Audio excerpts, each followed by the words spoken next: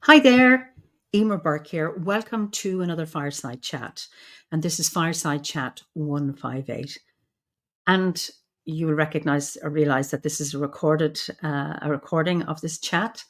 But as is customary, I start with a prayer for peace. Gomara Siacon ar fud na crinne. Gomara Siacon in our jaili agus in our jirha. Ganairi lin ar cuid garmacha, gamuj buichas stív, jeha chuivdacha, is spirit chuivdacha. May peace prevail on earth. May peace prevail in our homes and in our countries. May our missions be accomplished. We thank you, guardian spirits and guardian deities, for peace. As the fever of day calms towards twilight, may all that is strained in us come to ease. We pray for all who suffered violence today. May an unexpected serenity surprise them. For those who risk their lives each day for peace, may their hearts glimpse providence at the heart of history. That those who make riches from violence and war might hear in their dreams the cries of the lost. That we might see through our fear of each other a new vision to heal our fatal attraction to aggression. That those who enjoy the privilege of peace might not forget their tormented brothers and sisters. That the wolf might lie down with the lamb, that our swords be beaten into ploughshares, and no hurt or harm be done anywhere along the Holy Mountain, with thanks to John O'Donoghue. So as this is a recording, I'm going to tell you a story. And this is one of my favourite stories to tell. It's a mythic love story. Angus Og. Angus Og was the Celtic god of love. Everybody loved Angus. He was so handsome with beautiful golden curls and rich, deep hazel eyes and a smile that would melt the heart of anyone who laid eyes on him. And as I said, everybody loved Angus. And wherever he walked, the flowers, they would just burst into bloom. And when he passed the crops in the fields, they ripen immediately. And then when he passed the cattle as they grazed, they would produce the sweetest, richest, creamiest of milk. Now, Angus Og had a golden voice, and he would sing. And every time he sang, the birds, they would respond with a song of their own. And between them, they would create the most magical and healing of songs. And all was well in this time in the island of Ireland.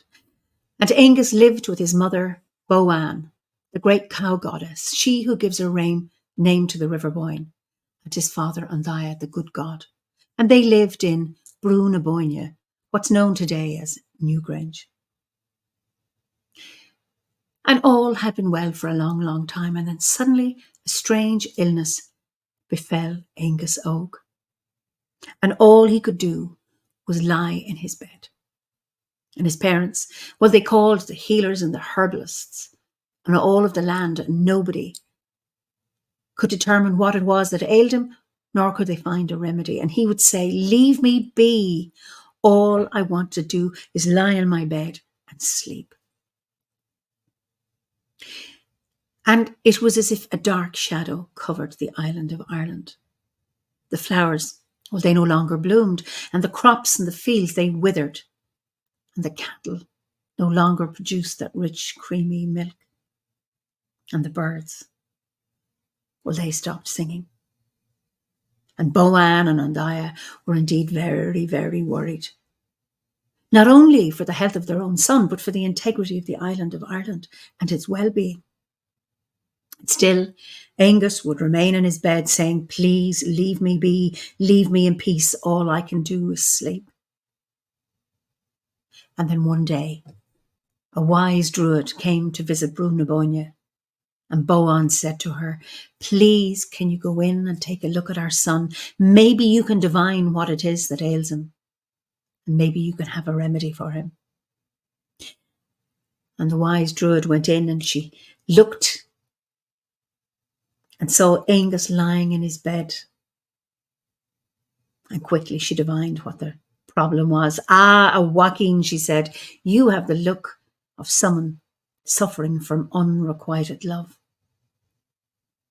And with that, weak and all as he was, Angus sat up in the bed and said that's exactly it. Night after night, I sleep and I dream, and this beautiful woman appears to me with long golden hair and eyes as blue as the sky at midsummer and lips as red as yewberries. And she smiles at me, and I smile at her, and I reach out my hand to her, and she reaches out her hand to me, and just as we're about to touch, she disappears. Night after night, this woman comes to me in my dreams, and night after night she torments me by disappearing. I do not want to live without this woman in my life. I cannot live without her love. Who can she be? Have you any idea? And the wise druid said, indeed, I do not know, but I think I know somebody who might. Actually, his name is Bove Jarrag. Now, Bove Jarrag was one of the kings of the Tuatha Dé Danann, and he had his fort, his dún, in what's known today as Sliabh na Mán, the mountain of the women. In fact, the woman said, if there's anyone who knows the identity of this woman, it'll be Bove Jarrag. So Angus Og and the druids set off the next day in their chariot, headed off towards the dún of Bove Jarrag. And when they arrived there, they had a great welcome from him. And as was customary with the laws of hospitalities in those times, there was a great feast. And they had nua gach bí, is shan gach dí, freshest of food and the oldest of drink. And when they'd finished the eating, the feasting, then the bards came, the harpers, the storytellers, the poets, the singers.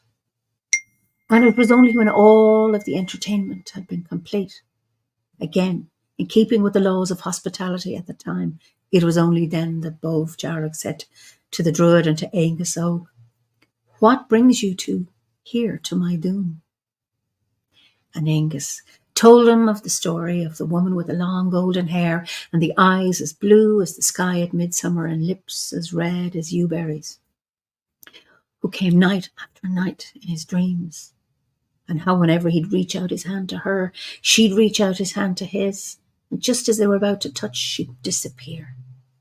And he said, please, can you tell me who this woman is? I cannot live without her love in my life. I do not want to go on living without her in my life.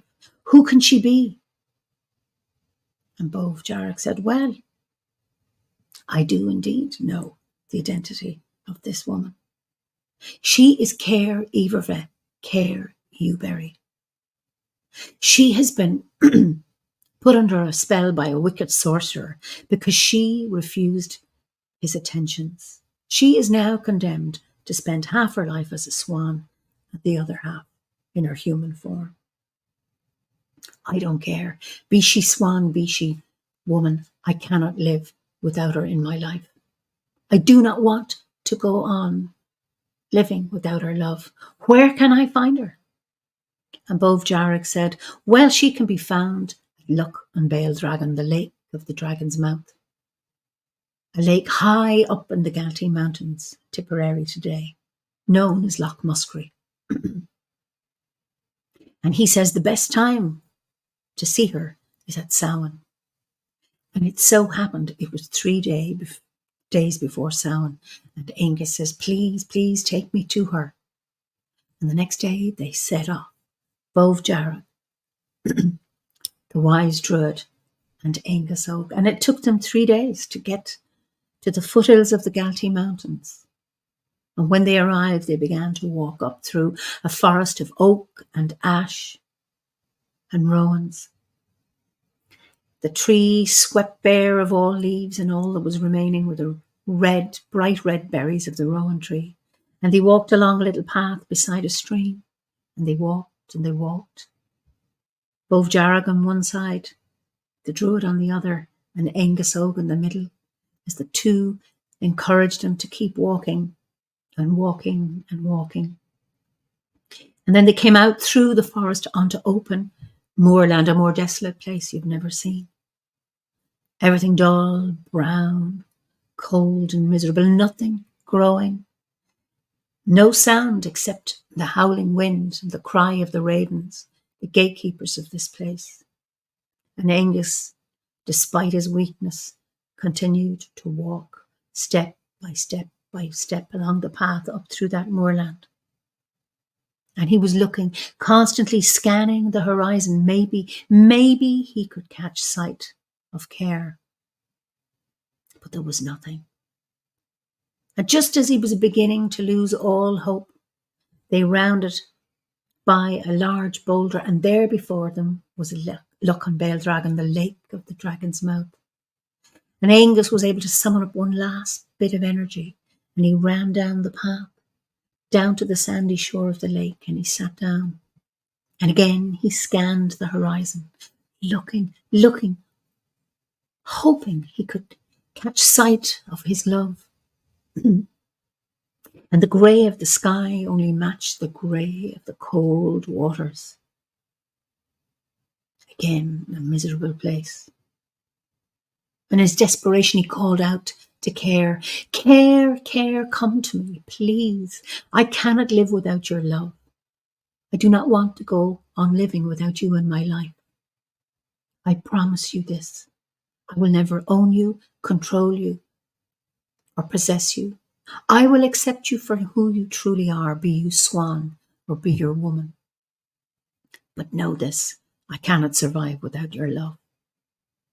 And he waited and again he scanned the horizon, hoping to catch a sight of her. Again, this silence, just the gentle lapping of the lake against the shore. And then suddenly, across the horizon came 9 swans, flying in the air, all connected by a silver chain. And he watched as the lead swan broke away from the others and began to fly towards him. And he watched her outstretched wings as she became closer and closer and lower. And when her webbed foot touched the surface of the water, there before him was the woman who had come to him in his dreams. Caer Iverver, with the long golden hair and the eyes as blue as the sky at midsummer and lips as red as yewberries. And he smiled at her and he said, Caer, you've come to me. And she smiled at him.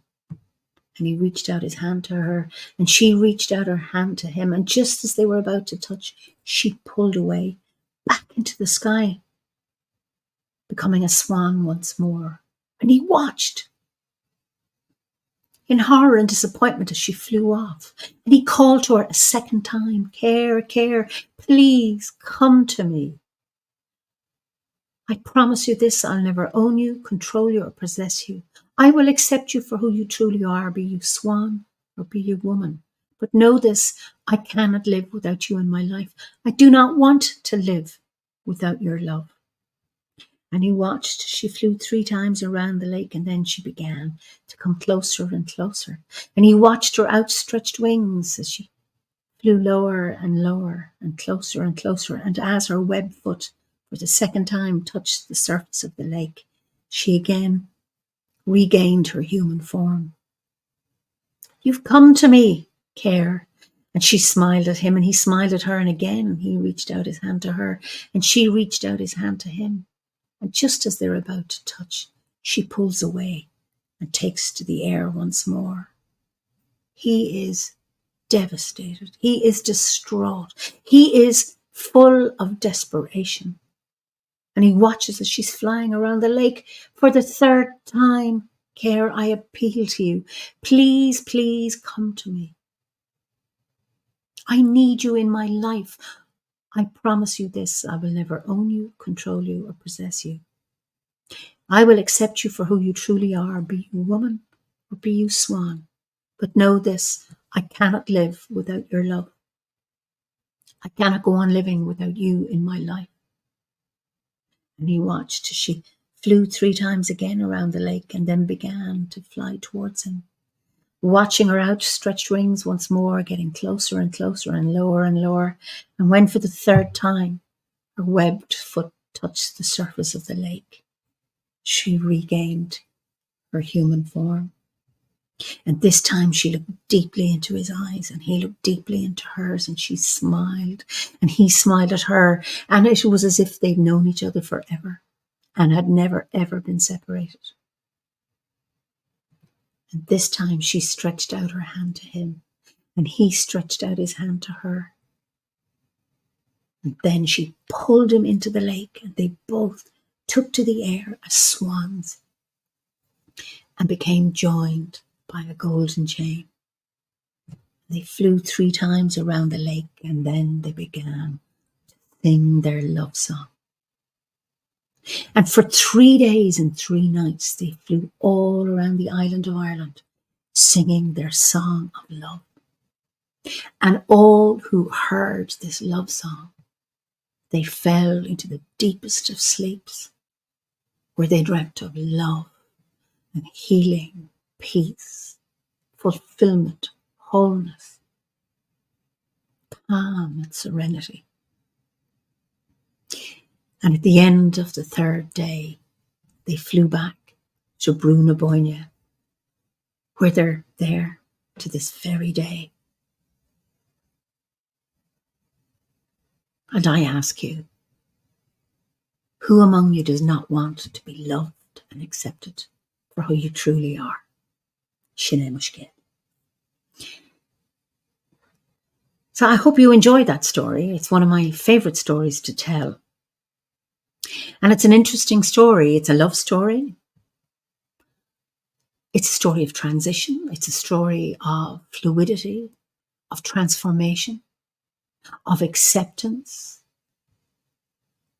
of non-possession, of actually true love. So I hope you can reflect on that story and what it might mean to you. I find it a very healing story, and a very, it's full of diversity, full of inclusion. It's quite a magical story. So I hope you enjoy that, and I say goodbye to you now. Good evening, good morning, good afternoon, until we meet again for another Fireside Chat. So be well, slán go fóill.